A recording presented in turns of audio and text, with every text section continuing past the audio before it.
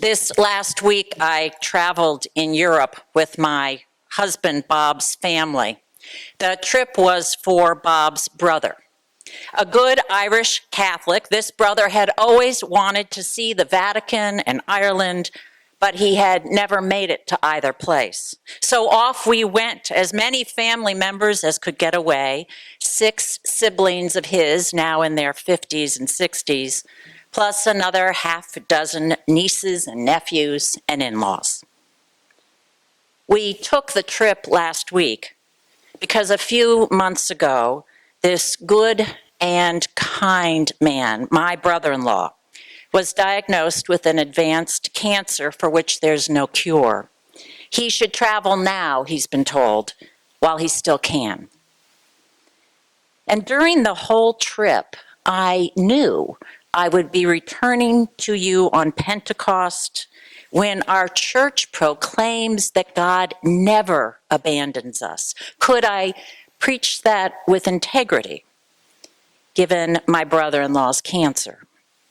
Today, we proclaim with much joy and pomp that God's Holy Spirit lives within us all right now, as close as breath, lives through us all right now, as potent as fire, is present alongside us all right now, though invisible like the wind. All week I wrestled and prayed to understand better this Pentecost lesson of God's presence always with us, what our minister emeritus, Carl Scoville, calls the empowering presence that lies at the heart of reality. The empowering presence that lies at the heart of all reality. How did that square with this reality? My brother-in-law's incurable cancer at age 62. Do not be afraid, Jesus had said, I leave you peace. Not as the world gives it, my peace. That is what I give to you. But what does that promise mean in the midst of suffering or terror? As I stood in the sunshine of St. Peter's Square, I knew that inside the Pope was meeting with Germans trying to muster European generosity for refugees. At the border between Italy and Austria, Austria is building a wall now, in case Italians become too generous or refugees too desperate. Could I preach Pentecost peace to refugees told to stay home, say that God is still with them even though their fellow humans turn their backs? As I went through each European airport, could I preach Pentecost peace to my fellow travelers, each of us wondering if a suitcase might explode among us, as happened so recently there in Belgium?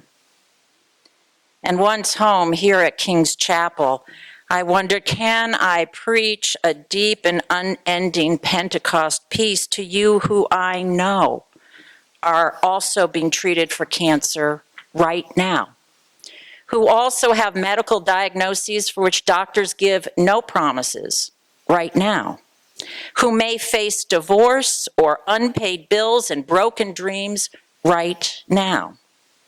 Is the promise of Pentecost deep peace real? What does it mean in a world of suffering? My questions are not new. The first disciples wondered the same things. Peace I leave with you, Jesus had said to them. My peace, I give that to you. I don't give peace as the world gives it. My peace is very different, he seemed to say. Don't let your hearts be troubled. Don't let them be afraid. You won't be alone, I promise. And just as Jesus says that, he is dragged off away from them and killed by the power of Rome. They feel as though a truck has run over them, scared, uncertain, and hiding lest they be found. The disciples are sure that they will be next. Just like any of us after a deep loss or trauma, our lives suddenly feel so fragile. We know with frightening clarity our own mortality. In our own worry, we wonder if our lives matter at all, or we'll just be blown away like autumn's discarded leaves and no more be done. Surely the disciples felt that way after Easter. Any words of hope that Jesus offered had to ring hollow in the aftermath of his awful death. That vaunted peace couldn't be found. And if he were going to give them peace, why couldn't it be peace in the way that the world gives it? If they had to live in this world, they needed worldly peace, not some otherworldly, far in the future, heavenly sop. You know, it can seem hard to preach of a peace and a presence at Pentecost in this world so filled with pain, either then or now. But here's the thing, this other reality. We know that something happened to those disciples after Easter. It's a history that can be verified factually. Somehow the frightened gained courage. Somehow those in hiding came out into the open. Somehow those silenced by Rome couldn't stay silent any longer. Curtis Almquist, an Episcopal monk, gives credit to the, quote, subtle but important qualification that Jesus had made, and the disciples slowly growing recognition of it, that Jesus had said he would give a gift of peace, but not as the world gives peace. The world's peace comes from the absence of conflict or stress. This other peace comes from the presence of something. The world's peace comes from the absence of hardship, of wars ending, cures found, suffering alleviated. This other peace flows from a presence with us while the conflict still rages, though the hardship continues. Jesus didn't say, you will never have troubles here on earth. He said, don't let your hearts be troubled. Don't let them be afraid. There's going to be trouble, but don't let them be troubled. There's going to be trouble, but don't let your hearts be troubled. What an odd peace. Peace within even when there is no peace without. Peace right here in this pain-filled world, not just sometime later in a bliss-filled heaven. But there's one more thing, says Almquist, embedded in what Jesus had said, and that's something the disciples had to see, that we need to see. Like any gift you see, we have to receive it. Not believe it enough, but accept the gift as often as we need it. Taking peace in every day as we rise, lying back into it each night when we seek rest, accepting it every time, all day long when we are anxious. I thought of the analogy of breath, another symbol at Pentecost. To receive the gift of life that we're given, we have to breathe in air, don't we? Many times every minute, every day, and without that, taking that breath in, we couldn't have the gift of life. Maybe in the same way we have to take in and accept the gift of peace all day long. Maybe accepting the gift of peace, of presence through deep breaths, breathing peace in and out slowly, of finding some other meaningful way for you to remember a presence of love, a gift of peace we can have today. This is what the seasons of the church are for, after all, to remind us of these cycles of our growth. With Pentecost next week, we begin a new season, which is symbolized by the color of green for growing. It's the longest one. I think we need the longest time for growing. It's a season in the church life to plant new seeds and new habits and new post-Easter ways, a season to tend and water them, watching them sprout and then grow stronger, learning maybe to take in the gift of peace. So today we end the 6 weeks since Easter. The 6 weeks preparing for it, the 6 weeks trying to figure it out. You see, I think it took the disciples some long time, slowly and painfully after Easter, to figure out Jesus' odd saying, to understand that his promise of peace wasn't the absence of troubles, but a presence still with them. It took time for the frightened, worried people left struggling to begin to experience new things. Isn't that true for all of us after a death? But there came a day, symbolized in Pentecost, when they understood, when what they felt had been just a garbled message from Jesus in a language they couldn't understand, finally becomes clearer. And they could all understand as if it were being said in their own language.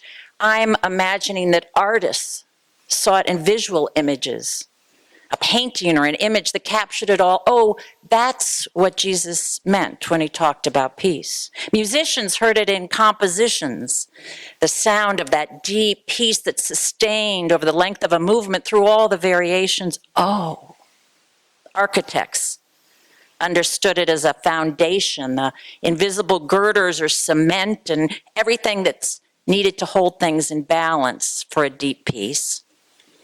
And whatever the way was that they came to understand, whatever the way you come to understand, they also knew that it takes training for that understanding. It takes training to craft such beautiful artwork that speaks, training to make the music soar, training to develop the science of structural balance, and they grew willing to train themselves in this new way of experiencing peace so that they could know it and accept it and trust it no longer and longer for longer and longer stretches of time. The eclectic band of disciples began to practice holding peace.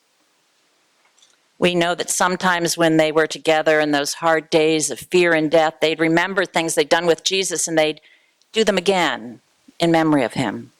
Methodically and mechanically at first, I'm sure, they went through the motions that they had learned.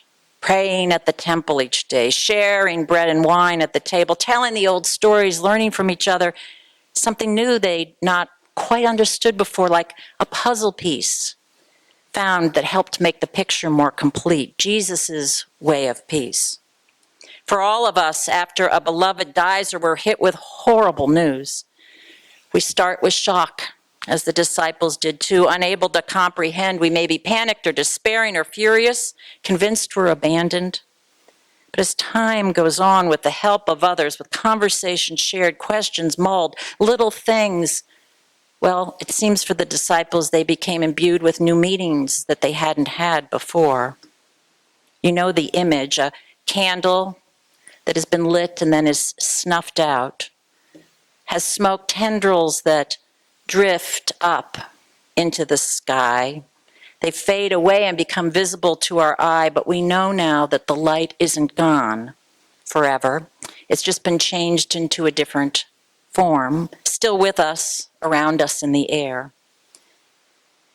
And once that sinks in, maybe on a day when we least expect it, a match is struck anew and a flame is lit again, and light comes into the dark, cold room once more, like a lantern that we hold up. It's almost as if there is a flame over our head, and with that light we can see more. One day, somehow, in a room where we have been sure to keep those shutters tightly closed to block out the pain, we chance opening them, and a breeze rushes in, life-giving, the whoosh and the rush like wind. Could I preach that, though, Pentecost message of deep peace to my brother-in-law? Slowly, really, like the disciples, I think, I realized that all week as we traveled together, my brother-in-law had been preaching that to me. When I was most aware of his illness, he focused more on the presence of one who'd be with him through it. While I yearned for the absence of his cancer, he was practicing, amidst his daily pain, the presence of God's love still there. On the plane ride home, I remembered these things. One was the times, many times, when he and I were walking through the gift shops in Ireland or past those marvelous stores in Rome and through those duty-free apartments, airport spots full of great deals. Can I get you something? I'd ask my brother-in-law, so you remember the trip. Maybe artwork or some of those books that we can learn more of this religion or this history. I'd be happy to. No, he'd say, thank you, but I'm not as interested in things anymore. I want to declutter now. let go of all those things I spent so much time collecting. The basement's full. Stuff cluttered my life for a long time. It feels really good to let it go. What I want is just time together. He was clear about what mattered. And then I remembered this. We were outside a restaurant with the music floating through the window, and we met a man named Joe and his wife. From here, nearby actually, but they were loving the Irish countryside too. Later, when they walked into our hotel lobby and grabbed a seat, my brother-in-law and I talked to them into the wee hours. And we turned towards Joe's service in Afghanistan as a special ops guy. His fury over a buddy's death, a good man taken too early. I was furious too, my brother-in-law told him. Why me? It's not fair.